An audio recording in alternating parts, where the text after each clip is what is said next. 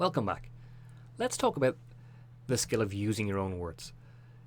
It's a separate skill like word choice or imagery or link questions. It's a type of question you can get asked in the assessment. Is this the most important skill in close reading? Is use your own words the most important skill? Absolutely.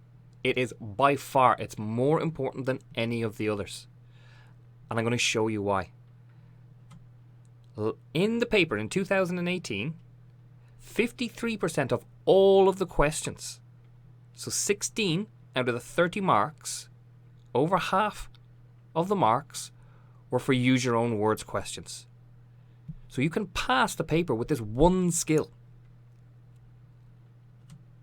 The year before, 2017, 18 out of the 30 marks, 60% of all of the marks in the paper, almost 2/3 of the marks were for one skill. Use your own words. So it's crucial, absolutely crucial, that you nail this skill. It's the foundation of the entire assessment. Now, on my desk in school, I've got lots of different textbooks.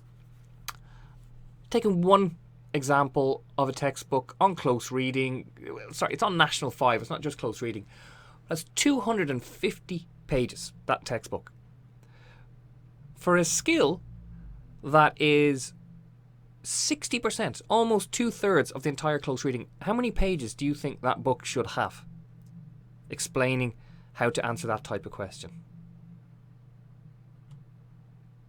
2 to 3 pages on using your own words. And I think this is at the heart of the problem behind close reading, that using your own words on the surface is a simple skill to understand, but it's more difficult to do in practice. And that we don't spend enough time as teachers, we don't spend enough time as educators on this one particular skill, because there are so many others to cover, and the academic year is quite short, and we've other things to do. We've novels to teach, poems to teach, Scottish texts to teach, and that kind of time pressure. But if you can get a handle on this idea that this one skill is worth your time and effort, it's going to make a huge difference to your results. Think of it as a trap laying ahead of you, a hole in the ground. Okay, there's a manhole covering this ground. The student who has studied for use your own words, who has practiced for use your own words, puts a manhole cover over that hole and they sail through with the close reading. If they get most of the marks in the use your own words, they're getting about half the marks. And then if they get a few word choice questions right, if they get a linking question right, suddenly they're getting very high marks.